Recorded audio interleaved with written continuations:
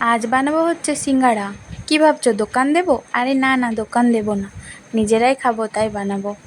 তো দেখো, প্রথমে আমি কিন্তু ময়দা নিয়ে নিয়েছি, তারপরে কালো জিরে, সাদা তেল, তেলটাকে না হালকা একটু গরম করে ময়াম দিলাম, তাহলে না ময়ামটা ভালো হয়। আর একটু হালকা উষ্ণ গরম জল দিয়ে মেখে নিলাম। তারপর একদম টান টান করে আটাটাকে মেখে নিলাম। এদিকে তো সমস্ত জোগাড় আমার হয়ে গেছে। আলুটাকে কুচিয়ে রেখেছি, তারপর নারকোলটা কুচিয়ে রেখেছি, বাদাম ভেজে রেখেছি, একটা ড্রাই মশলাও করে রেখেছি, শুকনো ভাজা মশলা আর কি। তো কড়াইয়ে আলুটাকে আমি আলাদা করে সেদ্ধ করিনি, আলুটাকে ভাজার মধ্যেই সেদ্ধ করে নেব। তো দেখো, তোমরা প্রসেসিংটা পুরো দেখতে থাকো। সবাই জানো এটা কোনো নতুন আইটেম নয় যে কেউ জানো না, কিন্তু তাও আমি যেহেতু বানাচ্ছি ভিডিওর স্বার্থে, তাই আমি দিচ্ছি। তো চলো দেখতে থাকো।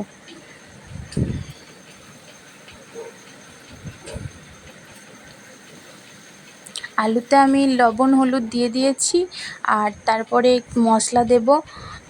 তা জিরের গুঁড়ো, একটু ধনের গুঁড়ো, একটু আলুর দমের মশলা ছিল সেটাই দিয়েছিলাম, আর নারকোল, বাদাম আর ভাজা মশলা।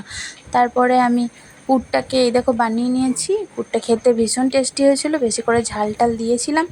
তারপরে আমি এখন প্রথমে তেল গরম করে দুটো সিঙ্গাড়া ভেজে দেখেছিলাম, তেলটা প্রচণ্ড গরম হয়ে যাওয়ার ফলে দুটো সিঙ্গাড়া আমার ভালো হয়নি।